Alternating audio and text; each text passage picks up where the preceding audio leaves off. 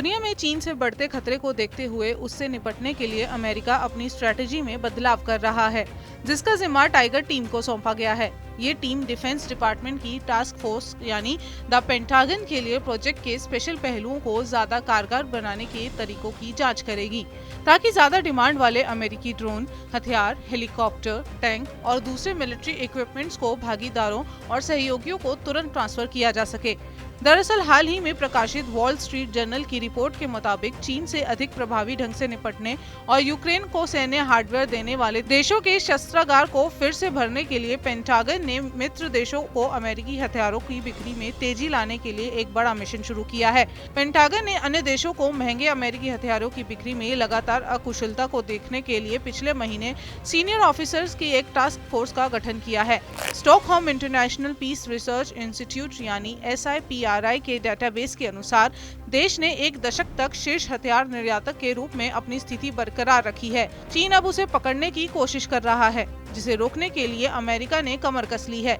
आपको बता दें कि दूसरे देशों को अधिकांश हथियारों की बिक्री से संबंधित डील पेंटागन ही करता है। स्टेट डिपार्टमेंट इसकी निगरानी करता है और अमेरिकी प्रभाव को बढ़ाने के लिए अपनी विदेश नीति में एक उपकरण के रूप में वार्षिक हथियारों की बिक्री में $45 बिलियन का उपयोग करता है। अमेरिकी कांग्रेस अंततः सभी विदेशी सैन्य खरीद को मंजूरी देती है। टाइगर टीम में शामिल अफसरों को अमेरिकी वेपन की खरीद के लिए दिलचस्पी रखने वाले देशों के साथ काम करने वाले अधिकारियों को उनके अनुरोधों को तैयार करने में मदद करनी होगी, जिससे किसी भी तरह की नीतिगत या सुरक्षा संबंधी अड़चनों को डील के प्रोसेस से अलग किया जा सके। इन अमेरिकी अफसरों को हथियार खरीदने वाले देशों के साथ प्रक्रिया को वेल एडमिनिस्ट्रेटेड बनाने और डिलीवरी में तेजी लाने का काम सौंपा जाएगा। अमेरिका के विदेशी सैन्य बिक्री कार्यक्रम के अक्सर सुस्त होने के लिए आलोचना की जाती है।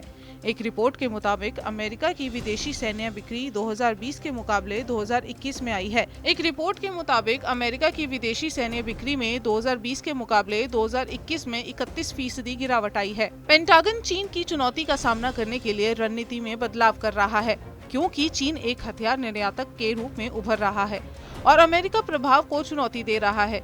इसीलिए पेंटागन अपनी बिक्री प्रक्रिया को मजबूत और तेज करने पर ध्यान केंद्रित कर रहा है। किसी देश के संवेदनशील तकनीक के हस्तांतरण की चिंताओं के कारण विदेशी सैन्य बिक्री कार्यक्रम में देरी हो सकती है। इसका मुकाबला करने के लिए अमेरिकी अधिकारी अब ये तय करने के लिए किसी देश की सेना की जांच करेंगे कि क्या उसके पास मशीनरी चलाने के लिए आवश्यक कर्मी और सुरक्षा उपाय मौजूद हैं।